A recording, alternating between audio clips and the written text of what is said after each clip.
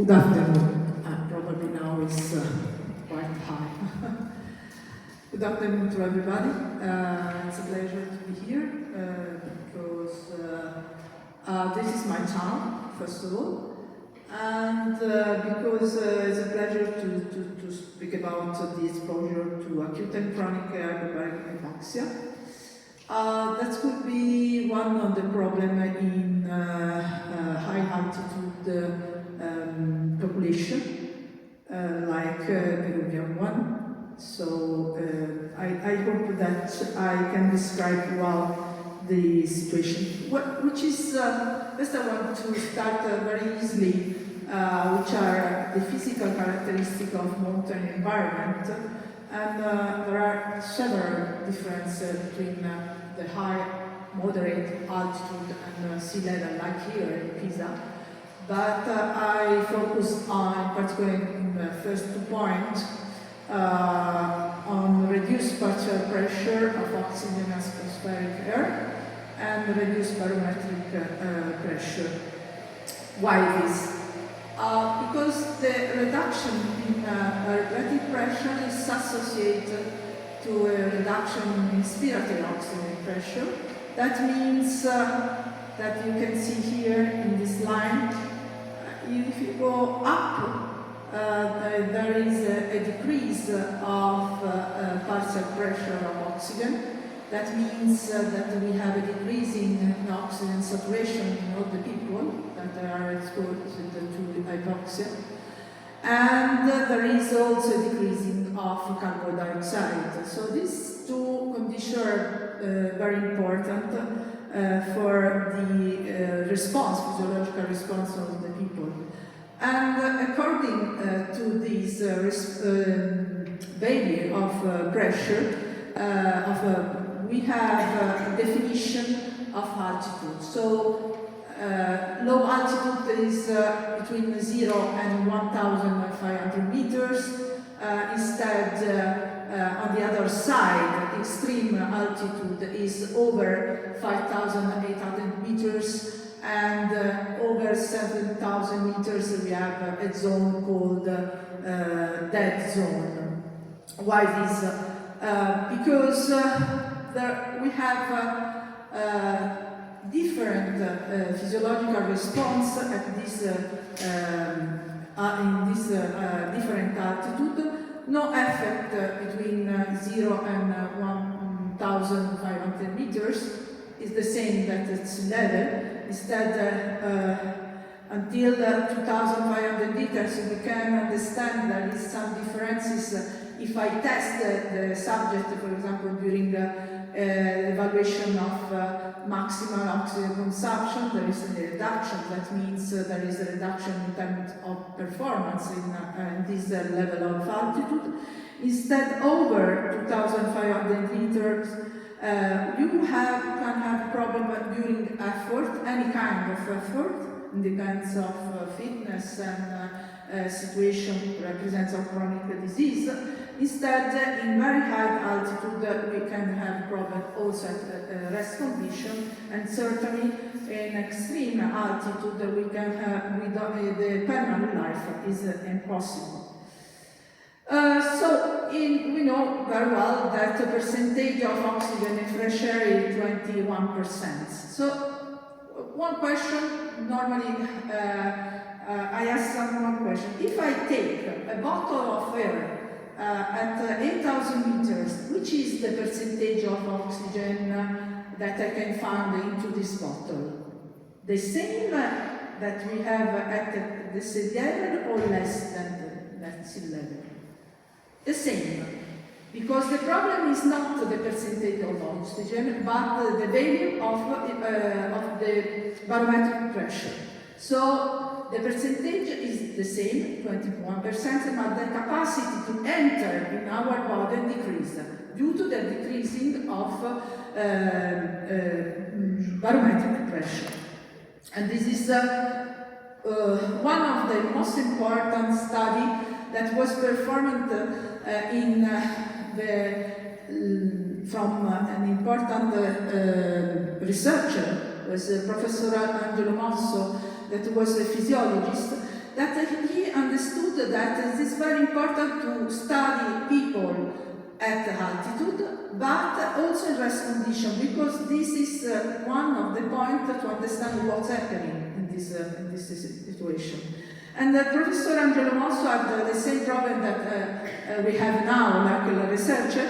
He needed money to perform his research, and he was lucky because he was founded by the royal family in Italy. At the time we have Savoia, and in particular Margherita Queen, here in the inauguration day at the Margherita Hut, developed a lot of money for this research. And Professor Angelo also built this hut that is actually one of the most important points for research in high altitude.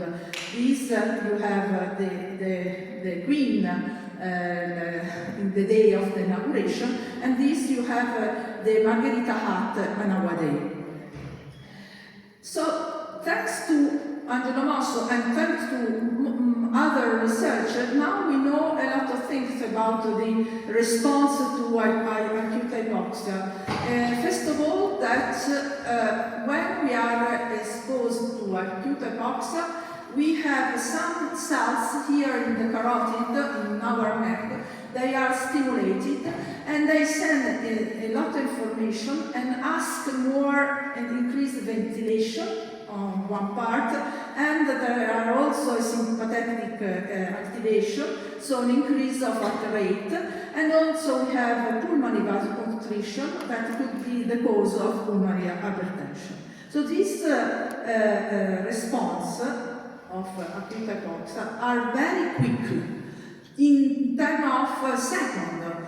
For example, here you can see that heart rate increased after a few seconds, and so also hyperventilation for a few minutes.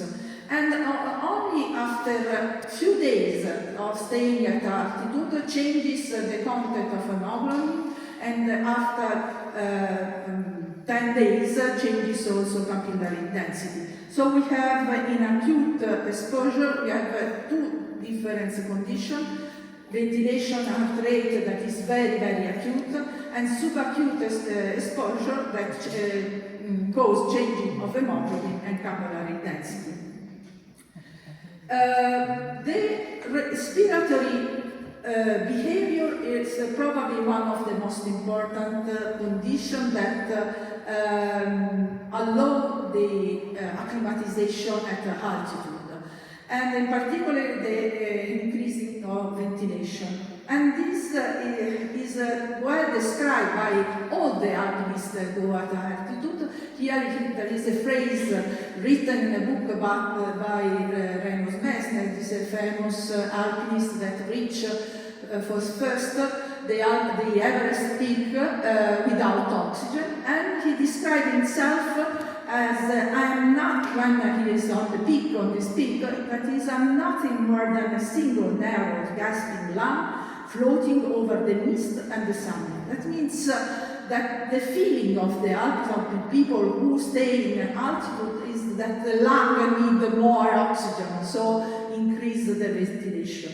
And this is the important condition, because if we increase ventilation, certainly we decrease the value of carbon dioxide. And our brain is regulated not by the value of oxygen, but by the value of carbon dioxide. And one of the problems when we are in altitude, it is the pattern of normal pattern, respiratory pattern in altitude on the right. We have hyperventilation and then a period of stop, because we need more carbon dioxide. This is called apnea in clinical work. So this is the typical pattern of ventilation during altitude exposure, and we have a condition of decreasing of carbon dioxide that is as consequence an increase of pH, so this is called condition as alkalosis. The alkalosis is a great problem. Yeah, it's normal because we need more oxygen and we have hyperventilation, But the effect on the brain is that we have two conditions. One, the decrease of oxygen causes a vasodilation in the bigger artery, okay? There is an increase of pressure in this point. Instead, the decreasing of carbon dioxide is causing a vasoconstriction in the small artery. So the result is an increase of the raised venous pressure, and there is a capillary basement membrane damage with passage of edema and cells like blood cells in the interstitium, and this is the cause of headache, important headache that is typical of the high altitude. So in some people, this response could lead to acute mental illness. And I have no time to talk about all the nosological situation in high altitude, but for sure the most important, most common is acute mental thickness. That is well known since a lot of time ago. For example, when Hannibal decided to arrive in Italy, crossed the Alps at the level of 3,300 meters, and he lost 60,000 soldiers during this passage, not due to the cold, but due to the high altitude problem. It's well described in the book in which they describe the passing across the Alps. But we needed to arrive in the last century when a doctor, a military doctor in Ande, described which is the problem in soldiers that work in high altitude, and he described the puna of normal type, puna of nervous type, puna of cardiac type, that has actually the high altitude illness that we know very well. I want to point just a few seconds on the acute mental sickness, because it's very, very common. And it's a syndrome, so when we doctor talk about, medical doctor talk about syndrome, it's very difficult clinical disease to identify, but we try to collect some typical symptoms that first of all is the presence of headache associated with weakness, dizziness, tiredness, nausea, vomiting and diarrhea. And this is the percentage, at least that in our Alp at the level of 4,000 meters, the incidence is around 30% in non-acclimatized people. So this, in the past, the International Society of Mountain Medicine decided to validate a score that is a self-assessment that you can perform in altitude, asking you these symptoms that I show, and this take you the possibility to identify that you are to have a sickness and decide how to if you continue to go up or not. The evaluation should be performed at least 6 hours after the arrival to high altitude, and the score over 3 means that you have a problem of high altitude disease.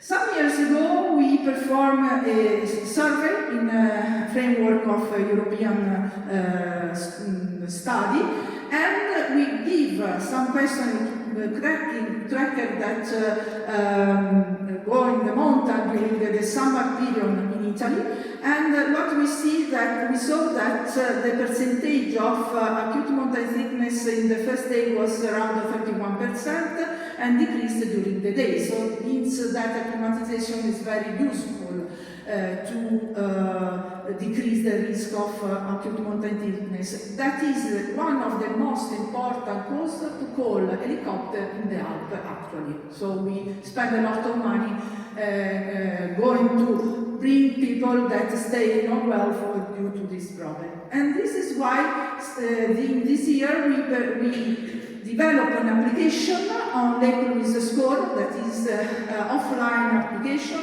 associated with some algorithm that give you some decision how to behavior during this symptom. And I hope that this app will be for free on the web in a few months. So why the title Hypoxia, two sides of the same coin? Because the knowledge of what's happening in acute situation is very important to understand which is the problem in chronic situation, so in chronic exposure. So adaptation passes to acclimatization, that means all the response in minutes and days. Then the people who remain and who living at the altitude over 2,500 meters, development changes to adapt to high altitude, and in generation we can have genetic changing that allow to live at the altitude. This is very important because we have a lot of people who live over 2,500 meters, and normally we deal this hostility with environmental development, but with the genetic adaptation. And some researchers think about the importance of timing. That means people who live in Ethiopian Arctic probably are well adapted because they live there from at least 100,000 years ago. The people who live in Himalayan Arctic, they arrived there around 60,000 years. Instead, people who live in Andean mountain comes from probably Northeast Asia and arrived in the Andean region only 30,000 years ago. And again, another problem is not only the time of arrival in that place, but is also the problem that people who lived in the Andes have decreased the number of population due to the Spanish conquest, and also they mixed their genetic with the Spanish during these years. So we have 140 million people living at altitude higher than 2,500 meters, so a lot of people. And some years ago, this researcher from Peru studied the remodeling of the heart in young boys and young girls, and they saw that the right ventricle have a remodeling, and also that the pulmonary vessel have increase of the thickness associated with the increase of pulmonary pressure. And this is the basis of one of the most important diseases that we have in Andean population, that is chronic mountain thickness, that was described by Professor Carlos Monge a lot of years ago, that is major public health, characterized by these symptoms. And actually we have no information regarding chronic mountain thickness mortality. The prevalence was from 5 to 18% in high altitude. Which is the physiological mechanism? The same that I described for high altitude acute exposure. And some years ago I passed around 10 years in Bolivia just to study chronic mountain sickness patients. And what we saw, studying a lot of subjects in comparison with normal people, that the remodeling of the right heart is not a disease. And this is important in terms of therapeutical decision. But we saw that the vascular dysfunction is increased in this patient. That means that could be more at risk for cardiovascular disease. And I want to conclude with a future direction. A serious public health issue are the very high infant mortality and chronic mountain thickness in many high-altitude regions. Treatment and preventive strategies are needed for reducing this mortality burden important for such effort will be assistance from this country for building scientific infrastructure in this country, which is be effective with the local context. We lost our research in Bolivia due to COVID. After COVID, we cannot go there again and continue the study because we have the idea to study the mortality in the chronic mortality sickness. We enrolled around 300 patients and 2,000 normal people, healthy people. So we hope that in the future we can have more funding to go there and continue our study. Gracias por su atención. Okay, muchas gracias. ¿Hay alguna pregunta del público?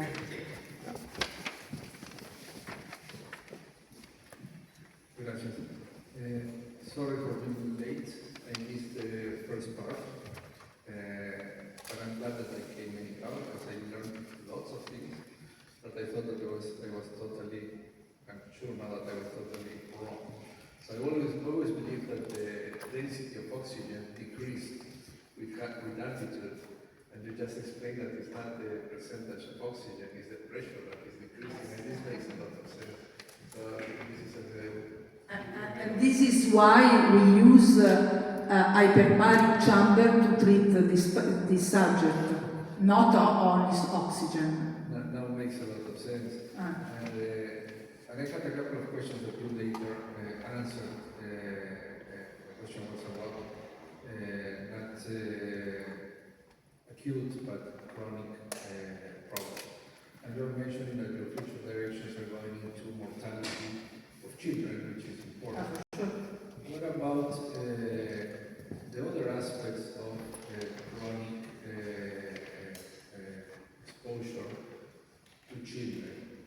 Not into mortality, but into morbidity, cognitive development, the relationship between chronic altitude illness and nutritional aspects of these regions are characterized by anemia.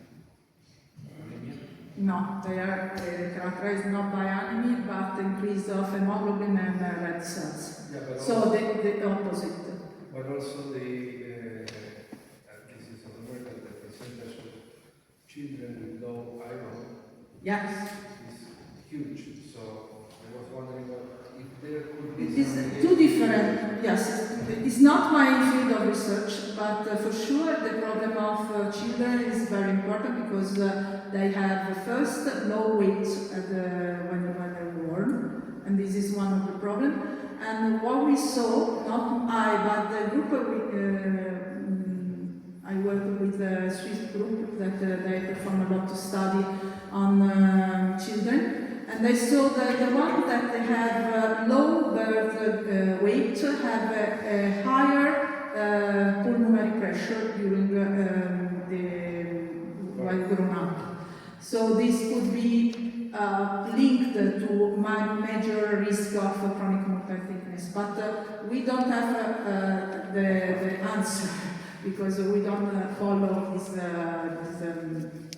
study again. Really interesting to start checking because the relationship between low iron and cognitive development it's a one-way road. So if you don't fix it, you cannot fix the cognitive development problem. So it stays for the rest of your life.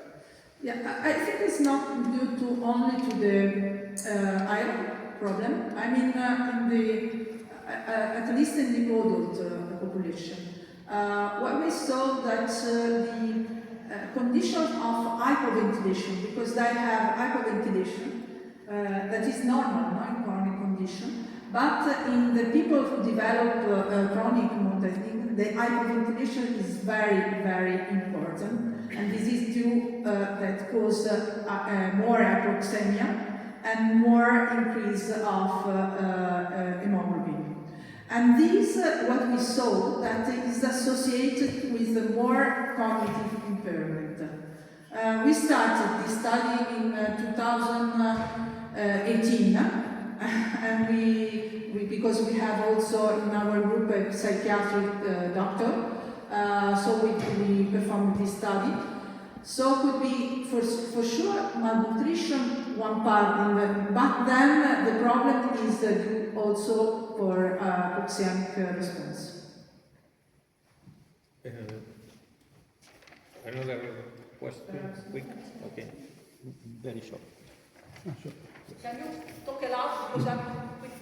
Thank you for your presentation. Do you know what is the relation between hypoxia and the nitric oxide concentration? What is the Relation between hypoxia and nitric oxide concentration? This is an interesting question. We don't, at least I don't, my group don't check the value of nitric oxide value during high altitude exposure. We started in Italy. Now we have an important laboratory in Bolzano, Rosen, in the north, and we have a climatic chamber, very bigger like this, in which we start simulated the study, because the study on the field is very interesting in terms of acute exposure. I mean, so there is no clinical study regarding the effect of nitric oxide gas, actually. But in physics they have. So the relationship between oxygen and nitric oxide. We don't have any physiological response in terms of change of nitric oxide response to high altitude. But could be interesting. Thank you. Thank you. Thank you very much. Let's thank Mr. Pratali.